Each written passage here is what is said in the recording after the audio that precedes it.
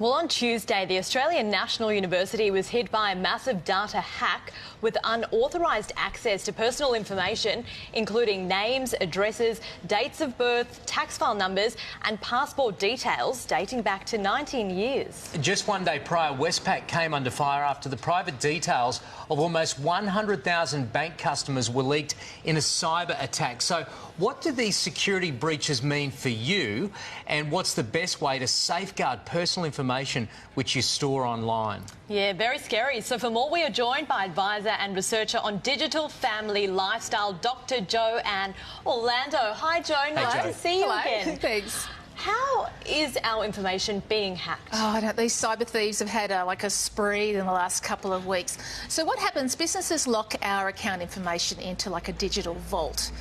So they lock it up, but the cyber hackers know how to pick those locks. That's probably the simplest way of saying it. So they use coding, computer programming, and they might try for days, months, a long time. They just keep trialling it. But because technology keeps changing so often, weaknesses emerge in these security systems that they didn't realise that were there. And if an organisation isn't quick enough to act on that weakness, then, you know, the cyber thieves love it because they know exactly where the weakness is and they know how to shape their programming to get in through that weakness. So if they get in through the weakness, what specifically are they targeting? What are they really looking for? Yeah, probably not what you think they're looking for. So we know they used to want our credit card details so they could go on a spending spree, and that absolutely definitely happens. But what they really want now are our passwords. So our login details, so our username and password for things like our Netflix account, our online dating account, our ebook subscription, those kinds of things, because that kind of information is something that they can actually sell pretty easy. Right. Yeah, and I want to talk to you about that, Jo, because I've actually been on the dark web for story purposes. But I saw so much of our information on there, all sorts of passwords. Are they really selling our passwords? Yeah, so the dark web is a place a lot of people might have heard of, but they don't really know what it is. So when we go onto Google, our search list comes up, but the dark web doesn't come up. It's kind of a hidden part of the internet, and you need kind of special programs to get in there.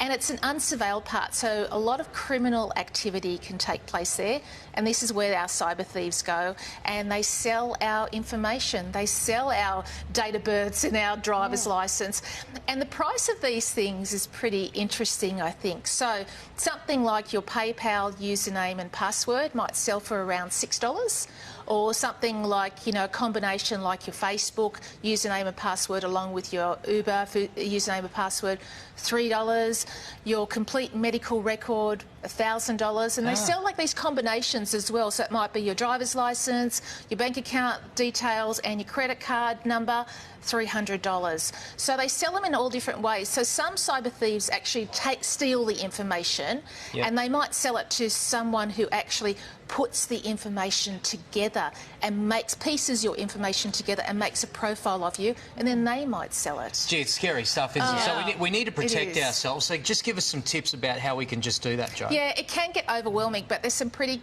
simple tips to think of. One, don't reuse your password. Right. Because if they have access to one of your passwords, think about it. They can get access to a lot of your different accounts.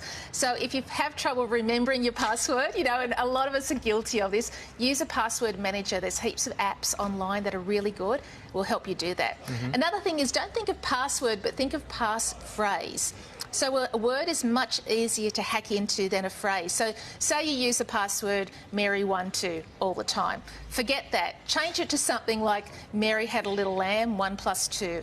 Much harder. Okay. A phrase. A phrase, yeah, that's the latest security thing. And then also, if you're using public Wi-Fi, like in a shopping centre or an airport, you know, you can use it to search things, but don't use it to log into anything, to do your banking, to do any shopping, because you don't know how secure those Wi-Fis are. You just have no idea. Maybe last week it was okay, but not this week. We've got to be very vigilant. It's all great advice, Jo. So, Thanks, a bit Jo. scary, but thanks for warning us. Thanks, my pleasure. Thanks, Jo. Coming